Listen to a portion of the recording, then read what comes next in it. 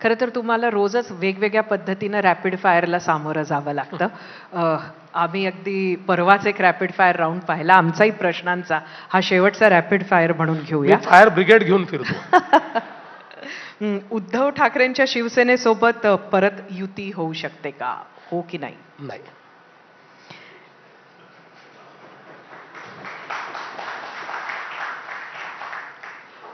लाडकी बहीण झाली, तुमचा लाडका मंत्री पण मध्ये कळला. लाडके उपमुख्यमंत्री कोण, अजितदादा की एकनाथ शिंदे? दोघंही लाडके आहेत आणि मी पण त्यांचा लाडका आहे. त्यामुळे आम्ही लाडके मुख्यमंत्री आणि उपमुख्यमंत्री आहोत. लाडके ठाकरे कोणते, जास्त लाडके ठाकरे, उद्धव ठाकरे की राज ठाकरे? बघा, ठाकरे असे आहेत की त्यांना आपण लाडकं म्हणायचं आणि त्यांनी आपल्याला दोडकं म्हणायचं. कुठे भानगडीत पडता? तुमचा खरंच लाडका मंत्री कोण आहे? तुम्हाला माहिती कर सांगतो की गेल्या 5 वर्षात माझा उद्धवजींशी संबंध राहिला नाही. माझा राजशीच संबंध राहिला. राज ठाकरेंशीच माझा संबंध राहिला. उद्धवजींनी संबंध तोडून टाक. ठीक आहे, म्हणजे मारामारी नाहीये. समोर आलो तर आम्ही चांगलं बोलतो, नमस्कार करतो, पण संबंध म्हणून काही राहिला नाही. लाडका मंत्री खरंच कोण आहे, गिरीश महाजन की नितेश राणे?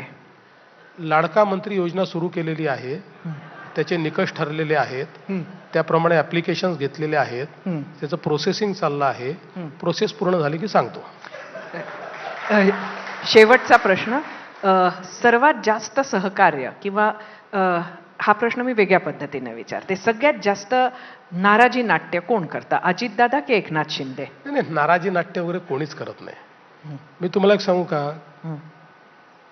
अलीकडच्या काळामध्ये सोशल मीडियामुळे किंवा या छोट्या छोट्या क्लिप्समुळे कुठल्याही गोष्टीला कशाही प्रकारे इंटरप्रिट केलं जातं. म्हणजे आपण बोलत असताना आपला फोटो काढून त्याचे 10 इंटरप्रिटेशन लोक तयार करतात. बघा, या प्रश्नामध्ये कसं देवेंद्रजींचा चेहरा खुलला, या प्रश्नामध्ये कसे देवेंद्रजी अडचणीत आले, असं त्याचं इंटरप्रिटेशन करता येतं.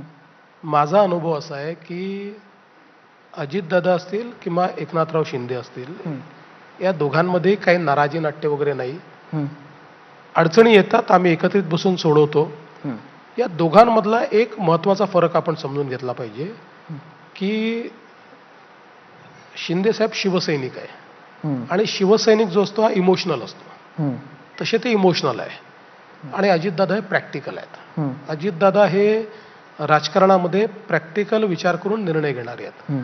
त्यामुळे दोघांशी वागताना हे मला लक्षात ठेवावं लागतं की यांच्याशी वागताना आपल्याला प्रॅक्टिकलच विचार करावा लागेल आणि यांच्याशी वागताना यांच्या इमोशनल साईडचा विचार देखील आपल्याला करावा लागेल. तर तेवढं जर मी सांभाळलं तर काही अडचण येत नाही.